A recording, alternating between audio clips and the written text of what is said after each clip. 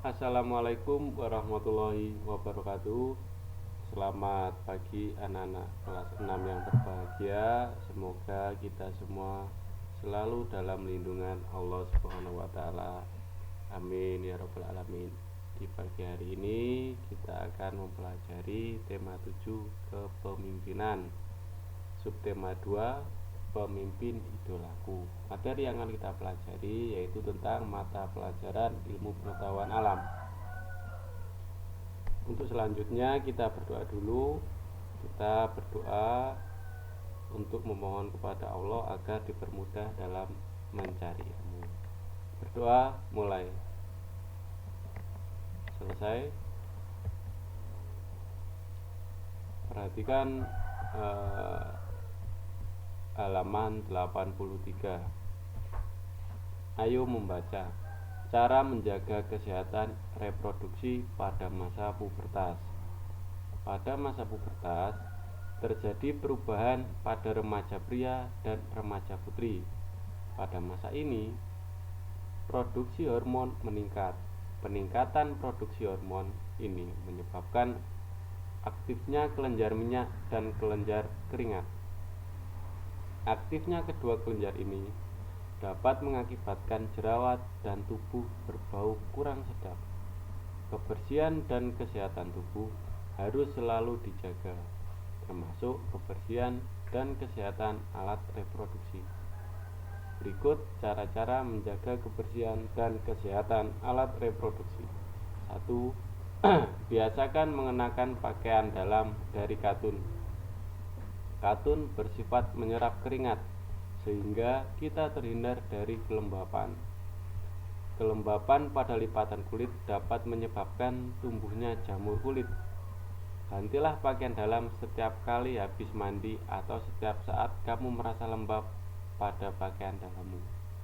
Yang kedua, bilaslah setiap kali habis buang air kecil. Gunakan air bersih setelah dibasuh. Keringkan dengan handuk atau tisu. 3. Bagi remaja putri yang sedang menstruasi, gunakan pembalut yang lembut. Gantilah pembalut setiap kali pembalut yang kamu pakai terasa lembab. Gantilah minimal 4 kali sehari. Nah, pada masa pubertas ini, kelenjar minyak dan keringat aktif. Nah, biasanya akibat dari aktifnya ini timbullah jerawat yang berada di muka, seperti benjolan kecil-kecil seperti itu.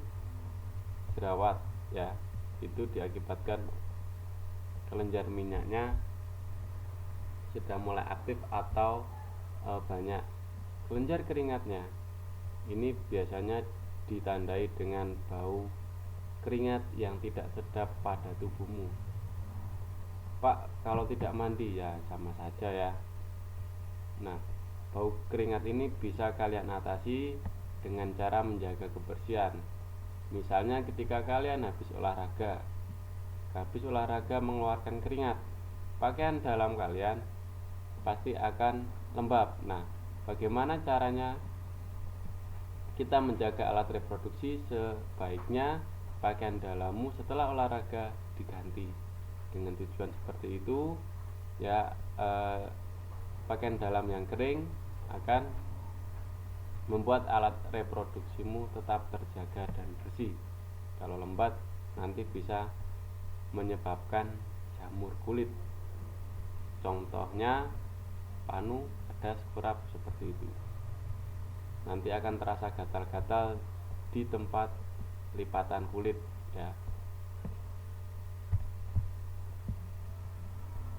Setelah habis buang air kecil, dibasuh dengan air bersih atau juga dengan handuk atau tisu. Ini sama ya.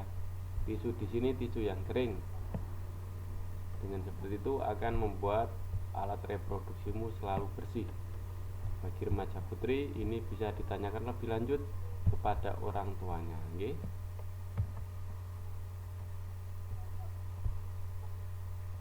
Ini adalah contoh poster Ciri-ciri pubertas pada perempuan. Nah, ini digambar. Ini menandakan ekspresi gembira, tiba-tiba cemberut, tiba-tiba marah. Perubahan yang terjadi pada masa pubertas terlihat dari fisik dan emosionalnya.